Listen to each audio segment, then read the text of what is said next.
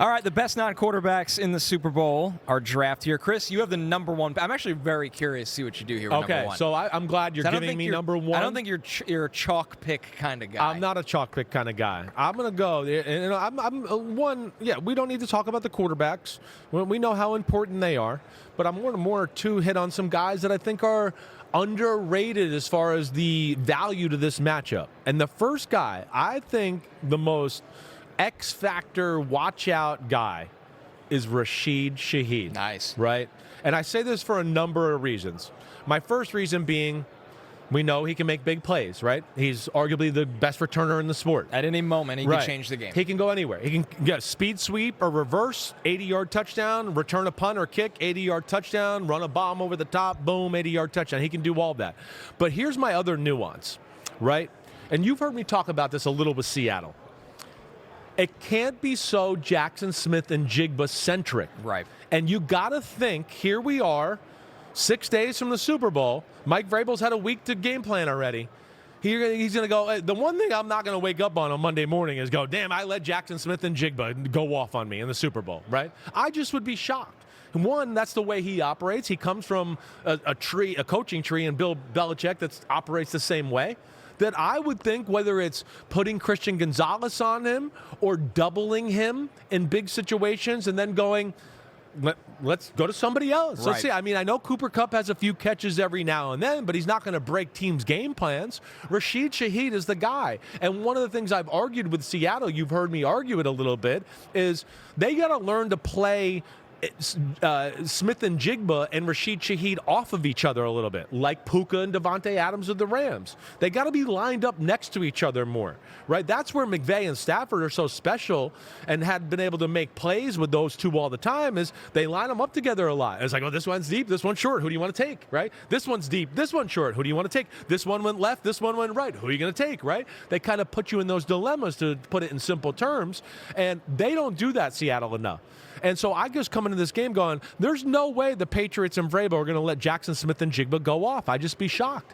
And so then it becomes, okay, do we have enough of a playbook and a compartment in the playbook to get Rashid Shaheed off? And that's where I kind of go with him as my top pick. Well, I really like that you brought up the aspect of changing the game on special teams, because if Rashid Shaheed or on the other side, Marcus Jones, if they have a big return, that can literally be the difference in this game with how tight it feels. Right. So I don't blame you. I'm going to take the chalk. I'm going to take Jackson Smith and Jigba. Okay, good. And here, this is kind of piggybacking off of a thought you have.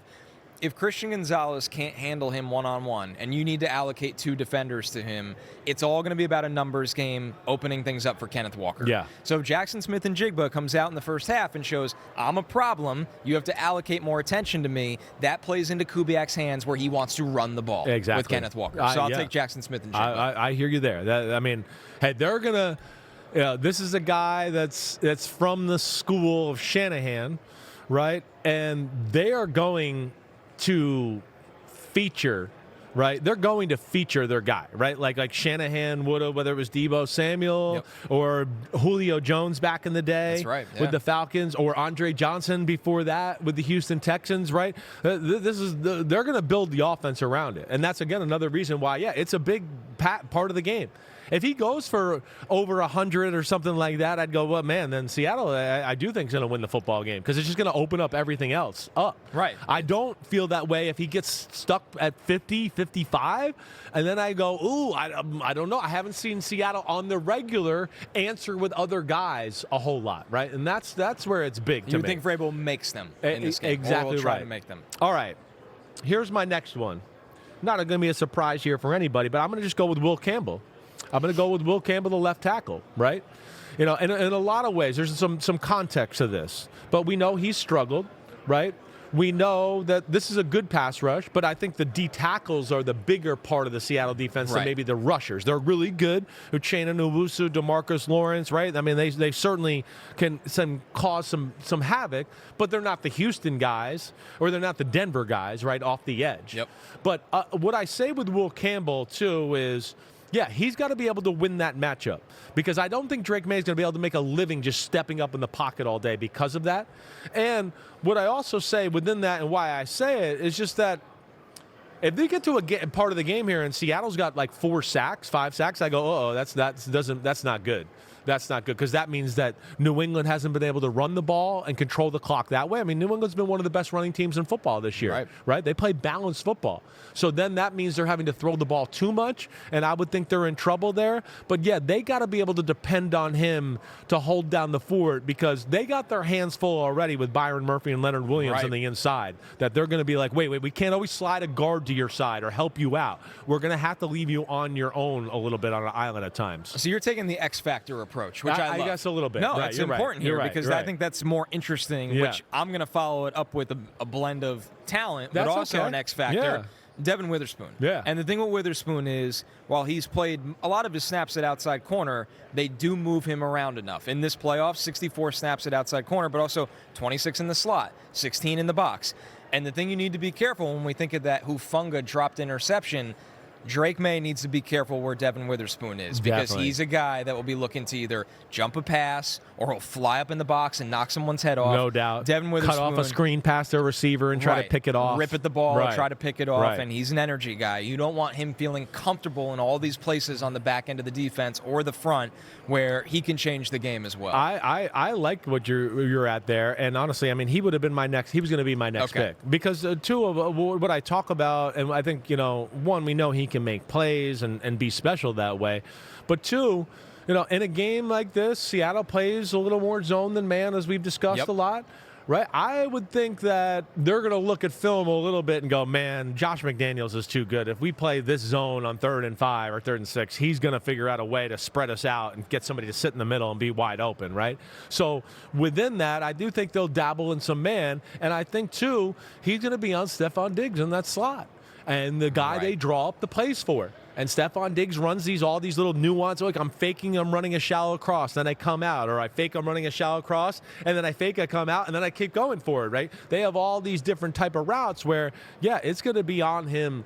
And I would think he's going to be on an island in some big situations to try to shut him down. So who's next up for you? Next one up, I'm going to go with Christian Barmore. Barmore from the New England Patriots. He was pretty high up the list for me. Yeah, I mean, he's one incredible defensive lineman, as we know.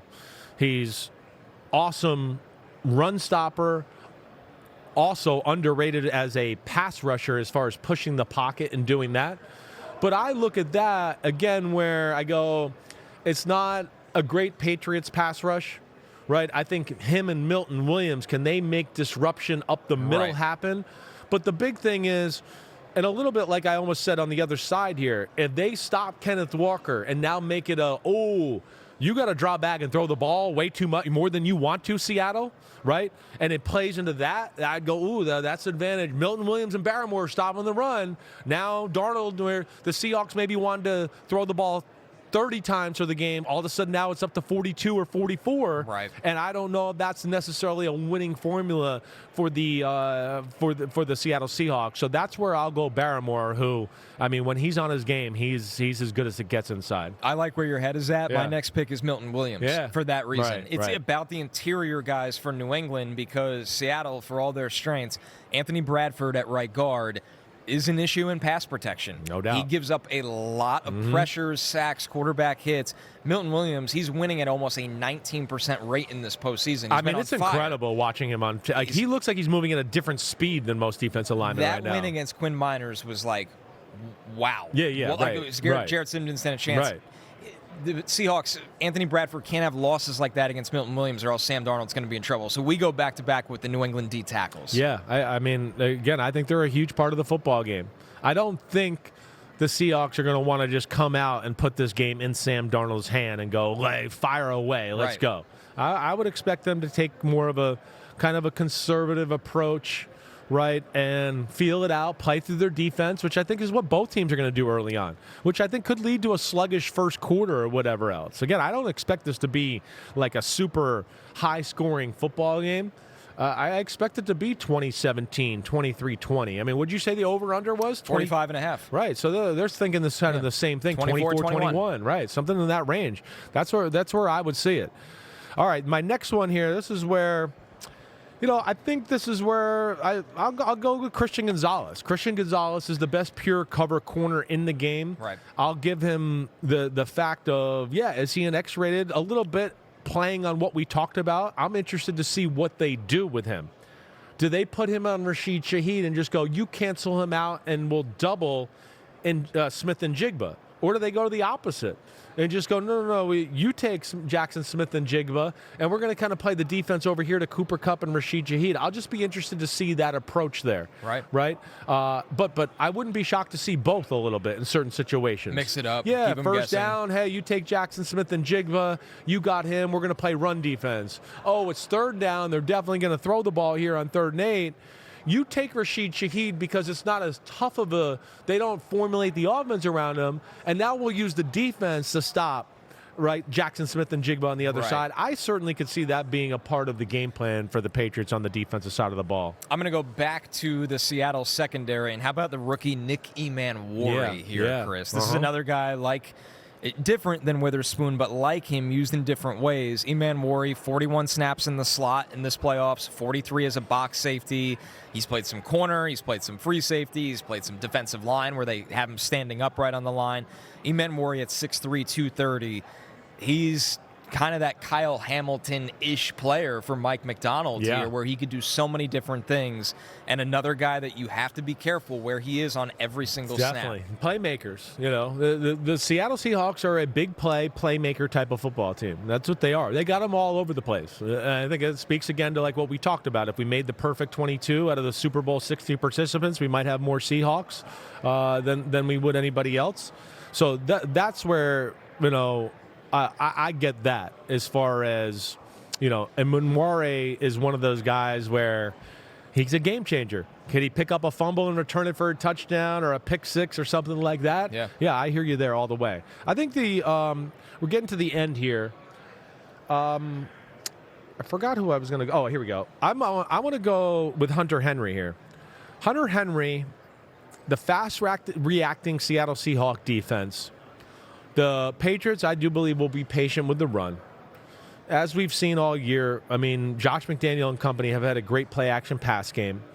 I could see Seattle foaming at the mouth early in the game and being like, we're not going to let Ramondre get off. We're not going to let him do that. We're going to be all over him. And Drake May keeping the ball and going, oh, I didn't give it to him. Oh, Ernest Jones and you linebackers are up in the hole. And there's Hunter Henry down the middle, right, for some plays there, especially if they're playing zone defenses like we talk about Seattle, too. That can get your eyes going places. That's where I think Hunter Henry can be one of those sneaky, oh, wow, he had a big day here in Super Bowl 60. I'll go with the New England pass catcher as well, and kind of with the thoughts of you. It's got to be somebody else sometimes besides Diggs in this game. Kayshon Boutte should get some looks where you're going to have to beat somebody one-on-one, and he's made plays. Right. Kayshon Boutte has made plays, but get Drake May doing what we think he does best, and that's throwing the ball down the field. He hasn't done a lot of it in the postseason, but the reason he's on the MVP ballot was for that this year. Yeah, the ability to throw the ball down the field. And I would think, you know, the Seahawks aren't going to give you anything easy. They're not, you know. So it is going to be about tacking down the field a little bit, and I'm with you. Just like we talked with Seattle,